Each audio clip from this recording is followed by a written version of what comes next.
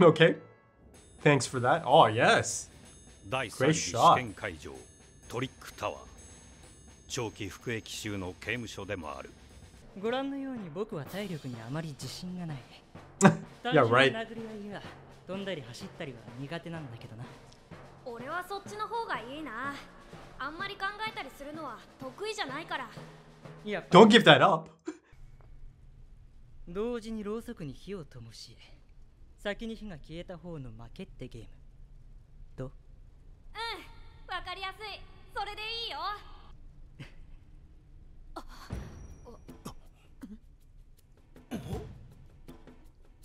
どっちのろうそくがいいか決めてくれ。普通なら当然長い方を取る。だからきっと長いろうそくに仕掛けがある。Mind games. 確かにそう考えるのが普通だ。だがその裏を書いて短い方に仕掛けがあるのかも。しかしそんなこと言ってたら。Talk about lit up. キリがない。さらにその選択が失敗した時の心理的ダメージは I like this. 公平な二択の時より数段大きいものとなる。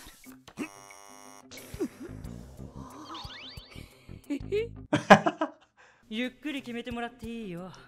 Don't take too long, though. お前が決めるんだ。お前の決定に私たちが従う。いいと思う方を選べ。大丈夫なの？きっとあいつ何も考えてない。Look at this. Killua already thinks he knows him.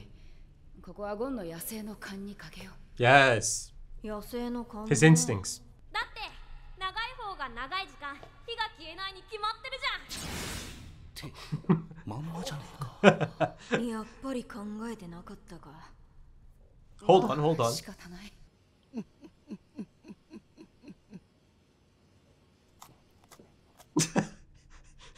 Okay, strange fellow. あのろうそく、普通ならどれくらいで燃え尽きるんだろうな。5、6時間。Yeah, a couple of hours for sure. Ah, look at this. Look at 危 this. ない危ない。下から吹き上げる風が強いな。 Some つまりその間中うっかり動き outside factors coming in よ now. そ見すらできねえってことか。 Uncontrollable factors. A guy in the back. 何もしないよ。だってほら、もうしてあるし。Oh yeah, there you go. ほらね。Come on, Gon. Come on, Gon. 見ろよ、このろうそく。Ugh. あの調子じゃあと2、3分しか持たないぜ。くそ。用意していたろうそくは4本。 Mm. 不自由な選択はあくまで実際の罠を隠すためのカムフラージュ。実際は長い方短い方を Yeah. 選んで He had a solution for either pick. 俺がお前に渡すのは油のたっぷり染み込んだろうそくだったのさ。 Hold on now, hold on now. Come on, Gon. Let's go. Let's go. Think of something. 火の勢いが強いってことはちょっとの風じゃ消えないってことだよね。Ah. はいはい。 Woo! Let's go. 勝ち。よし。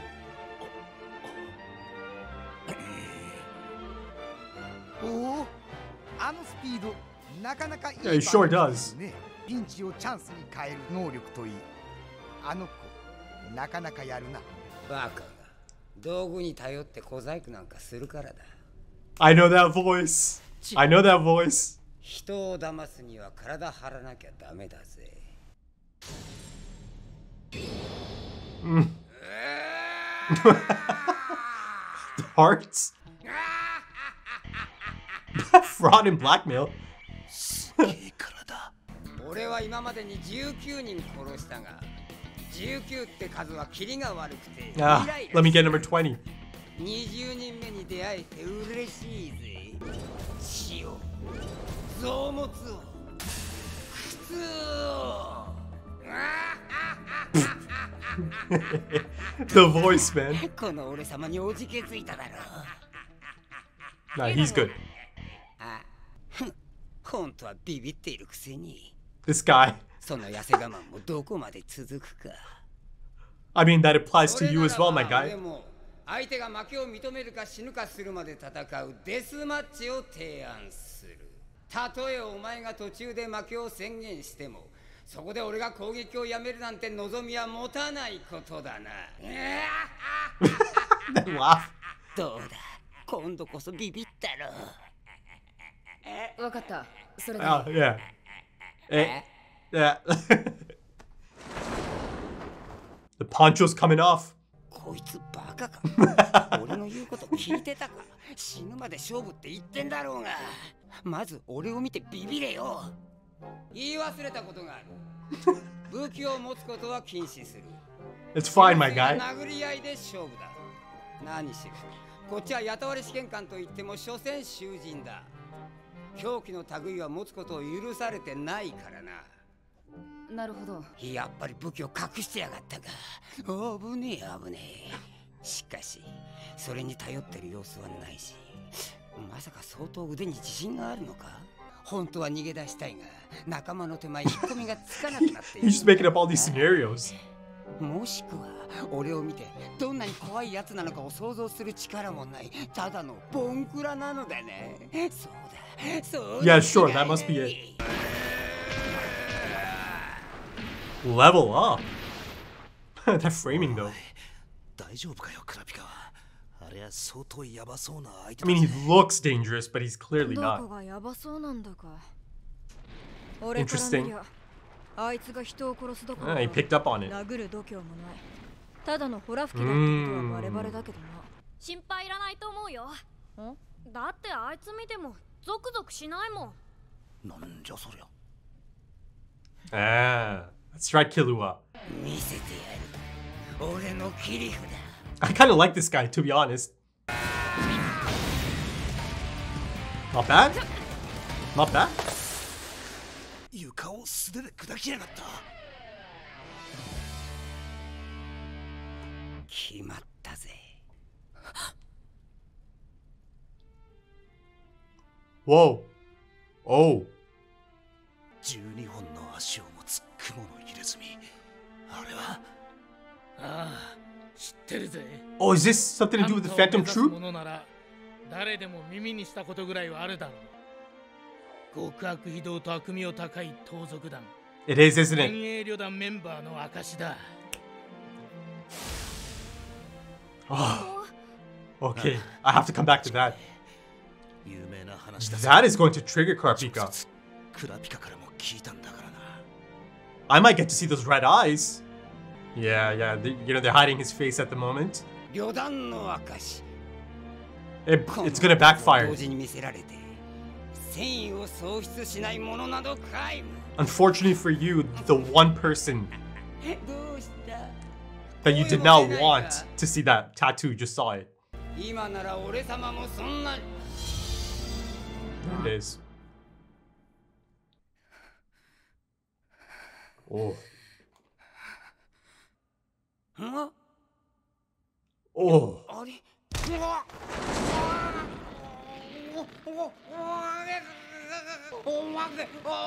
He might give up, but Karpika is not gonna listen. He just crushed his jaw.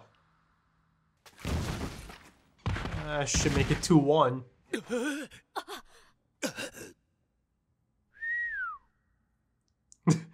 Killua.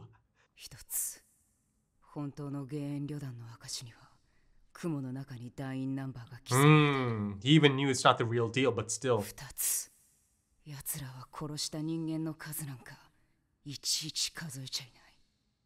They're indiscriminate. 二度と旅団の名を語らぬことだ。さもないと私がお前を殺す。 Yeah. Yeah. まあ当然っちゃ当然だよね。Huh. Is that so gone? I mean, Karpika's done his research, clearly. ああ、私に怪我はない。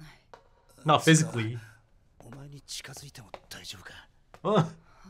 あの入れ墨も理性では偽 But 物だと分か but っていた。 still, しかしあの雲を見た途端、目の I 前 saw が red. 真っ赤になって、普通の雲を見かけただけでも逆上して性格が変わってしまうんだ。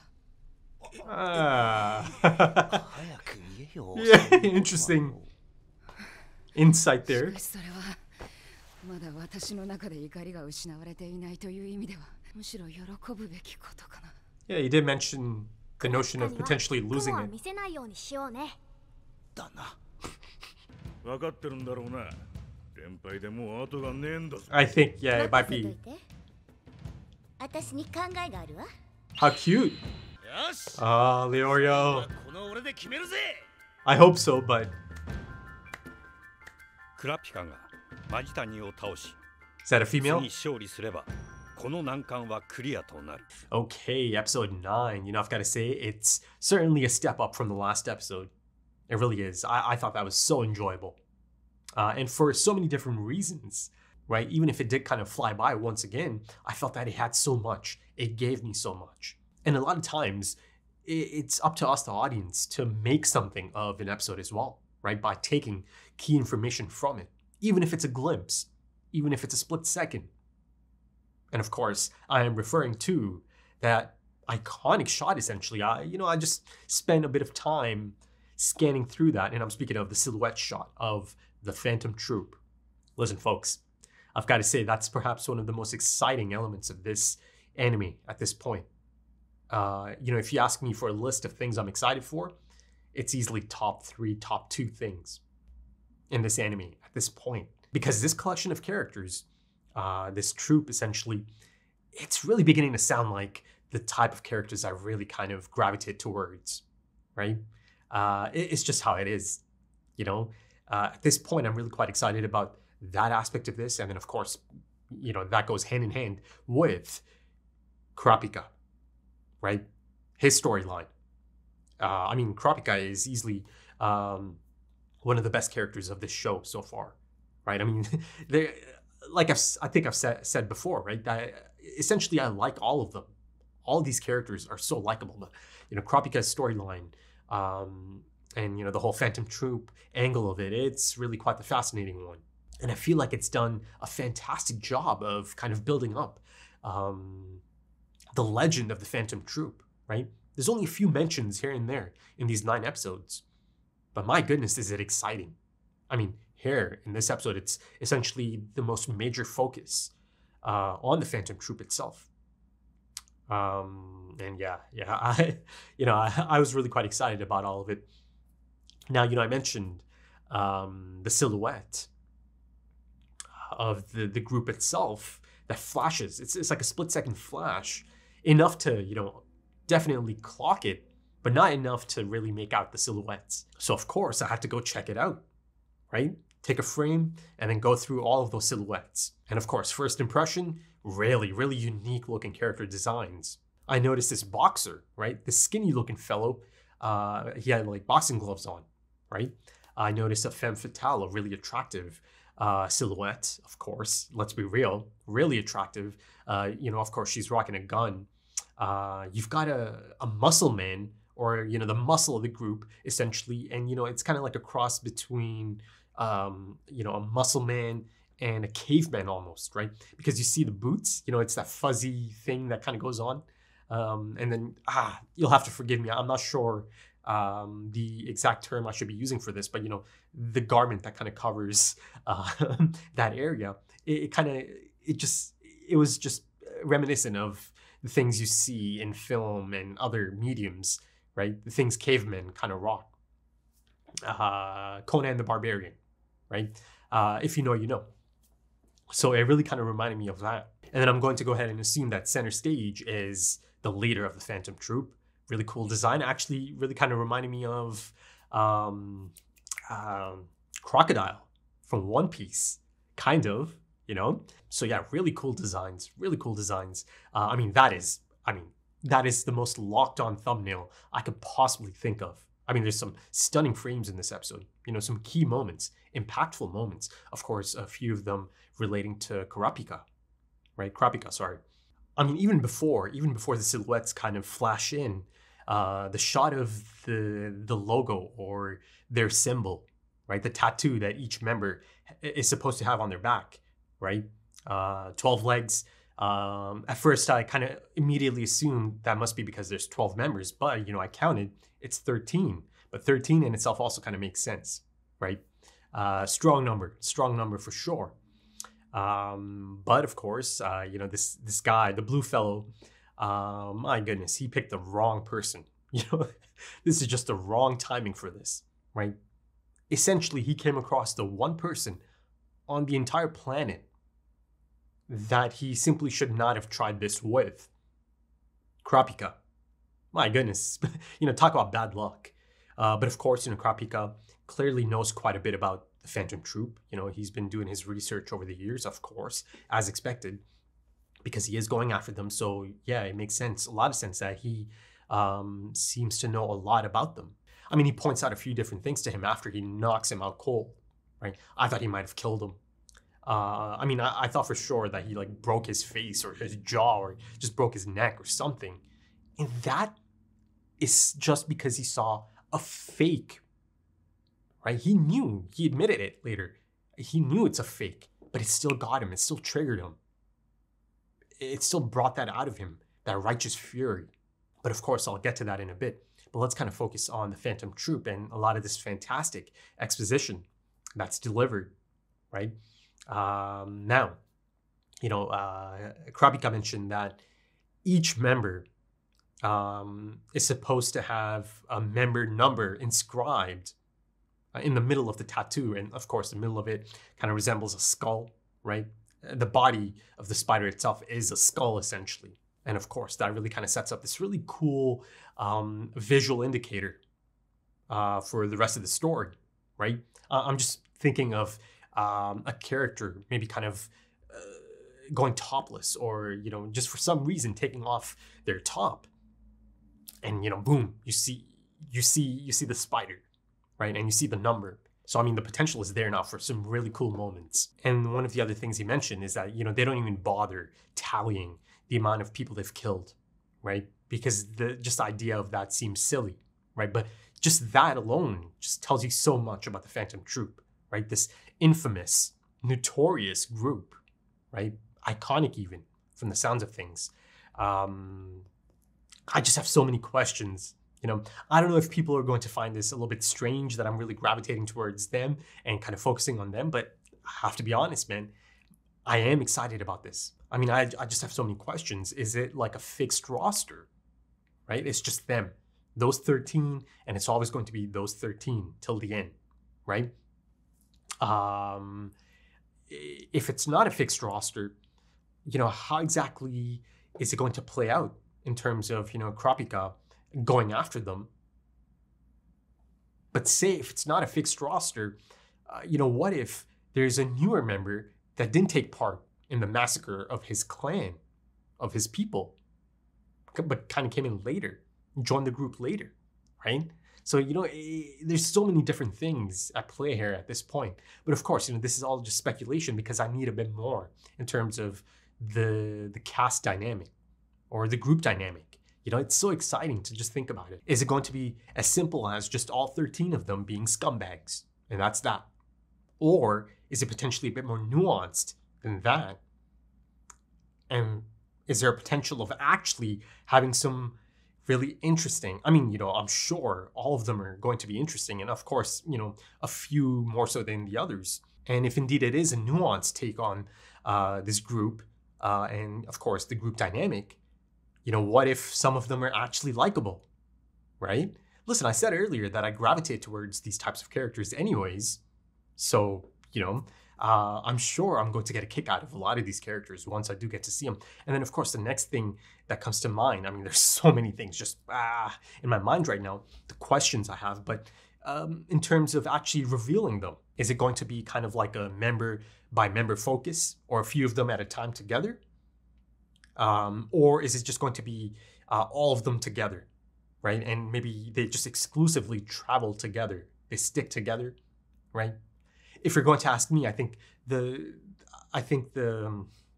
the natural delivery of this feels like it's probably going to be more so of a member by member or a few of them at a time, right? That just feels much more effective than just kind of throwing all of them at us at the same time. It just doesn't seem practical. So yeah, I'm really quite excited about that. And then of course, like I mentioned earlier, this is Kurapika just at the notion of a fake one. He sees red, figuratively and literally as well, of course.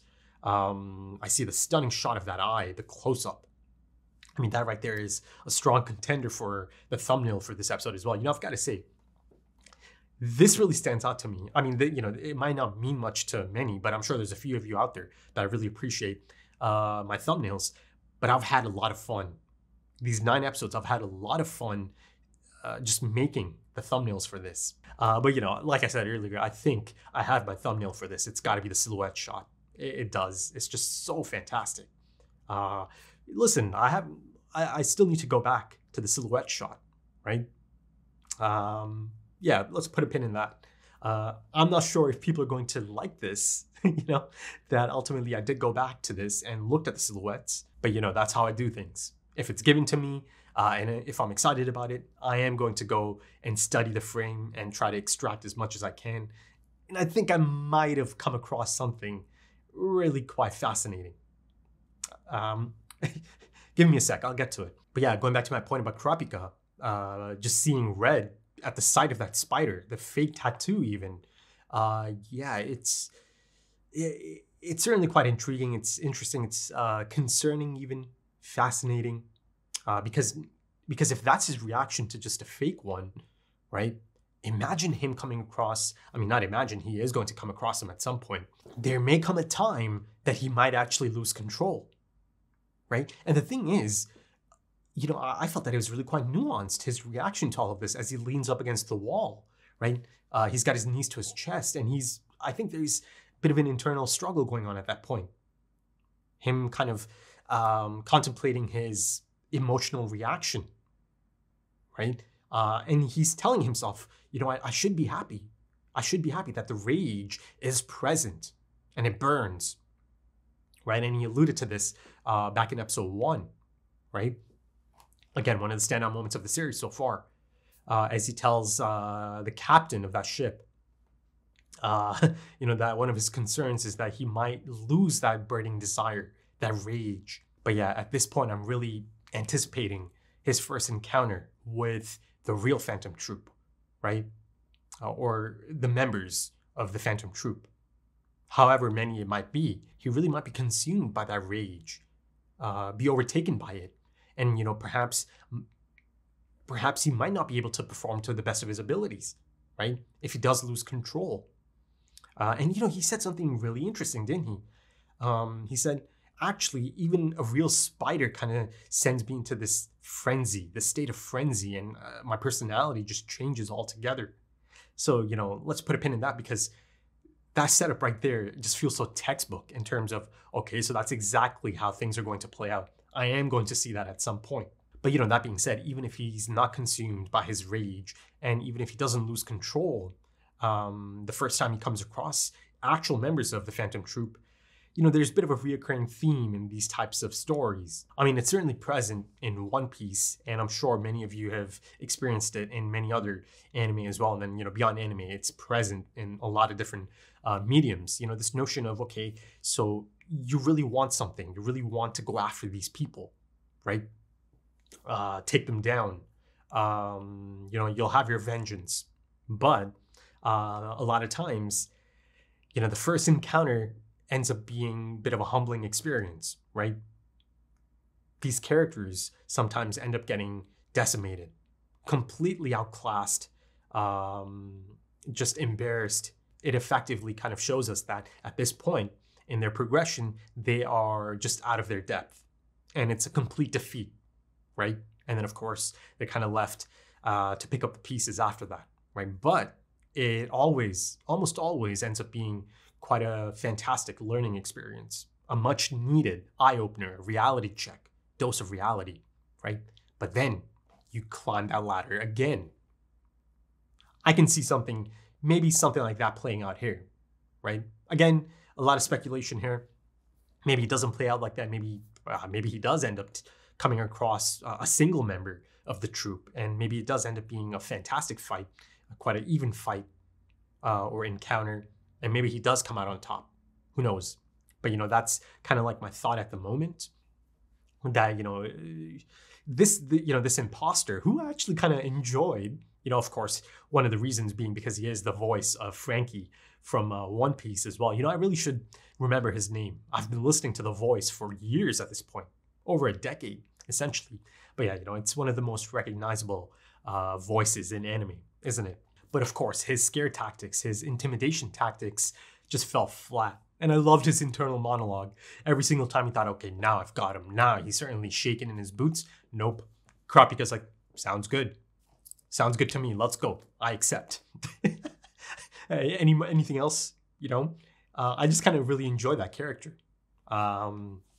Listen, if you couldn't tell already, I'm having so much fun. I'm having a blast, right? And that's all credit to this anime. The characters, the writing, right? Just a lot of fun things. But again, that tonal dissonance is certainly present in this episode as well. Now, I thought maybe he did end up killing him, but no, right? As he is speaking to him, again, the third thing he said is, never mention the troop in front of me ever again. I'll kill you. So he didn't kill him yet. And the thing is, it looked like he's trying to give up, right? As Kurapika grabbed him by his face. But before he could give up, he just launched into him, knocked him out cold. So yeah, I'm not sure. I mean, if he's out cold, I guess that's that, right? I mean, yeah, he specified the rules. It's a death match, right? It's that or you give up. So he didn't actually do any of those. But like, if he cannot continue, how exactly do you judge it then, right? Surely it's one for our boys, right? But since it's 2-1 now, right? Yeah, the Leorio's up next against this really feminine sounding individual that steps up. I mean, it is a female, clearly, right? Really attractive voice, I thought. So yeah, I'm sure she has something really quite interesting up her sleeve.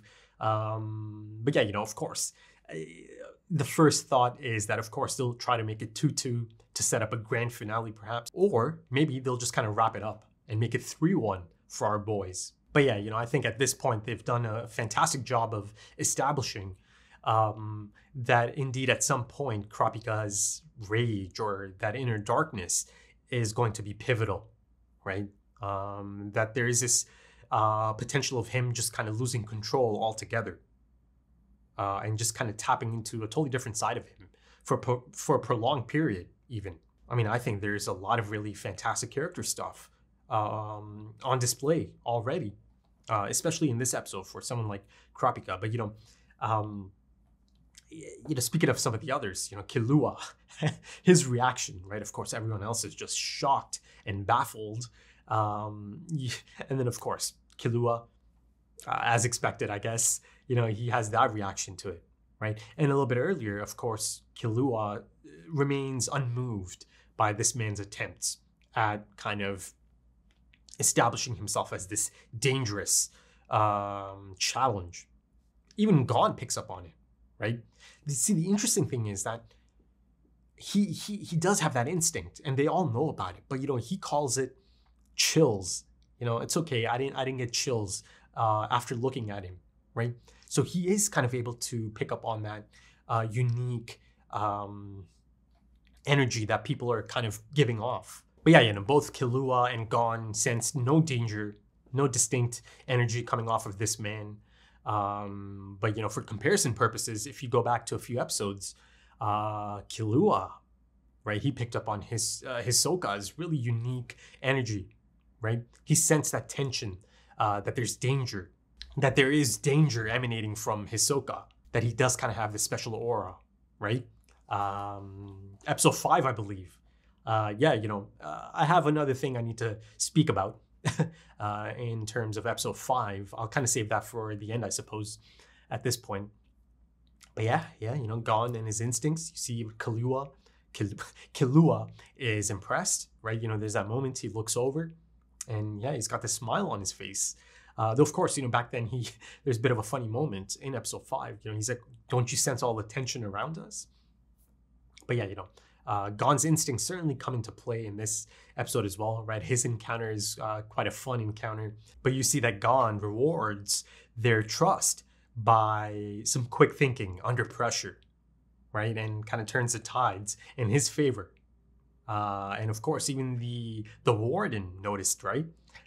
So yeah, Gon gets a lot of compliments in a lot of different stages of this exam already. But I hope this doesn't become something that they always kind of fall back on, right? Gon's instincts just kind of getting them out of a situation, right? Because then you kind of risk running into the idea of plot convenience at that point as well. But yeah, Kurapika decided that it's the best to just let Gon's instincts take over rather than wasting time and overthinking this, because of course the prisoners are more than happy to let them take their time, right? So yeah, Kurapika's on it. Let's Gon do his thing. Really good moment, really fun moment. But yeah, finally on Gon, isn't it crazy that he's got similar instincts as a trained assassin in Killua? God damn, I keep kind of mixing that up. But yeah, isn't that something? Really quite impressive. And there's a lot of, like I said, I'm keeping an eye on Gon and his reactions. There's an interesting moment as Kurapika returns, right? And of course, as a medic, Leorio is concerned about his friend. He's also a little bit afraid at the moment as well, right? Because they saw a side of Kurapika that's a little bit jarring to maybe a few of them. But yeah, Kurapika said, I'm fine physically, of course, but perhaps internally, mentally, psychologically, he's got something going on there at that point. And he felt that he kind of had to separate himself, go to the side. But yeah, there's a moment as both Leorio and Gon are kind of studying his face. But Gon specifically really goes in for a look, right? He kind of leans in and he's looking at something. He's looking at Kurapika's face. I suppose he's trying to get a good look at his eyes. He must have noticed. They all must have noticed the eyes, even if it is at a distance.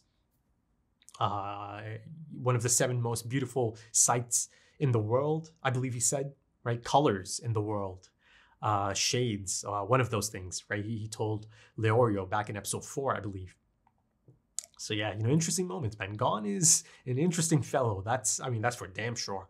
9 episodes in. But finally, let's return to the silhouette of the Phantom Troop.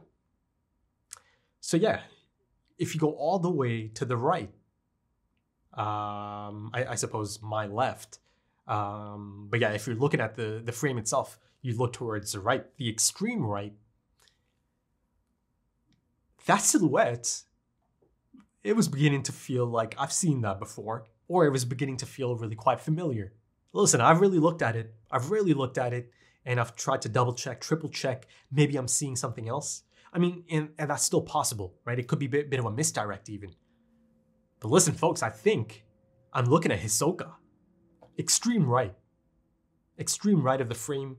And it's almost as if he's not even highlighted, right? A few of them have this really distinct highlight around them, around the silhouette. And then there's a few of them, not just the one on the extreme right. The one beside the one who I think is Hisoka also doesn't really have a highlight around the frame. But yeah, I think I'm looking at Hisoka, right? The thing is, that kind of makes sense. If that is the case, and if that is Hisoka's silhouette I am seeing on the extreme right, it all kind of adds up, doesn't it?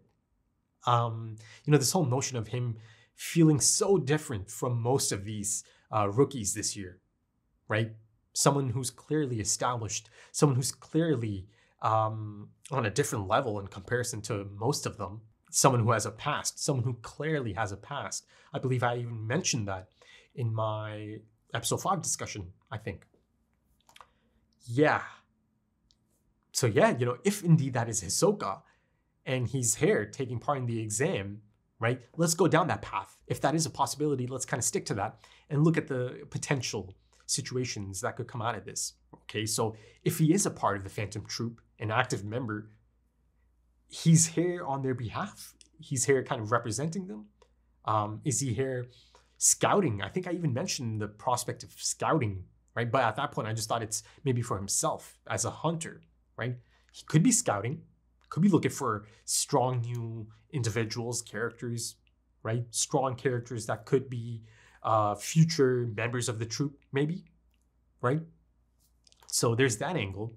But that being said, there is that associate that called him or that contacted him on the transponder or the tracker, right? So is this yet another member, potentially another member of the Phantom Troop, the android-looking fellow, right? Yeah, I'm not sure if I saw that silhouette in there. But yeah, listen, I've got to say, the one on the extreme right really does kind of look like Hisoka. You know, you kind of look at the shoes, you look at the waist, the really slim waist that he has, the hair, the spiky hair. And then, of course, the other thing I was going to mention about episode 5 is a really specific shot that's really kind of focused on.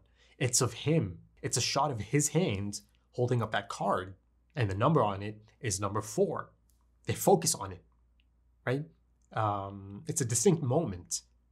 So, you know, you look at that, you know, the focus on number 4, then you look on his chest, right? His rookie number, his participant number, number 44. The constant being the number 4.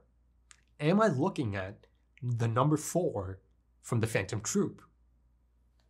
You know, could it be? And then, of course, the thing is, in episode 5, both Leorio and Kurapika run, right? They run from Hisoka, but of course, Leorio came back, and then, of course, Gon comes to rescue him. But Kurapika didn't come back in. He kind of watched it from a distance, right? So, you know, Kurapika and Hisoka did not kind of run into each other in that capacity at that point.